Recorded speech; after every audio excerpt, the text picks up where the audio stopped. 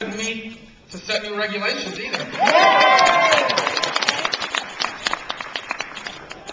And the president couldn't find anywhere to set up a teleprompter to announce new taxes.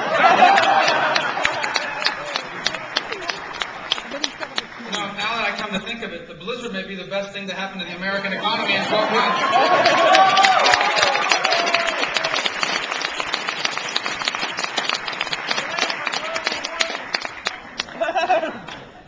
I also want to take a moment and recognize all of you folks that came up from Florida that are here today. I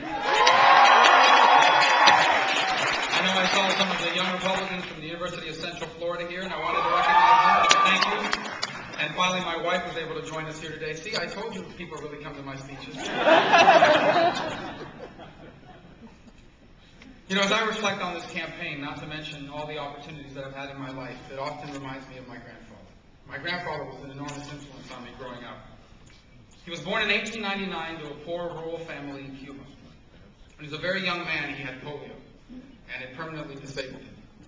So he couldn't work the farm, and so they sent him away to school. In fact, he became the only member of his family that can read. And he would read anything and everything he could. Now, when I was growing up, my grandfather lived with us. And on many days, I would sit on the porch of our home and listen to him tell me stories about history, about politics, and about baseball as he puffed one of his 3 daily cigars.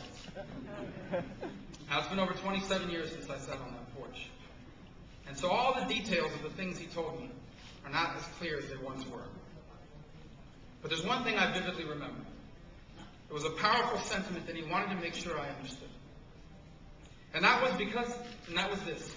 Because of where he was born and who he was born to, there was only so much he was able to accomplish. But he wanted me to know that I would not have those limits. That there was no dreams, no ambitions, no aspirations unavailable to me. And he was right. See, I was not born to a wealthy or connected family. And yet I have never felt limited by the circumstances of my birth. I have never once felt that there was something I couldn't do because of who my parents were or weren't.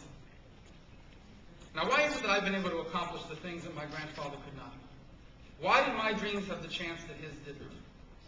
The answer is simple. Because I am privileged. I am privileged to be a citizen of the single greatest society in all of human history.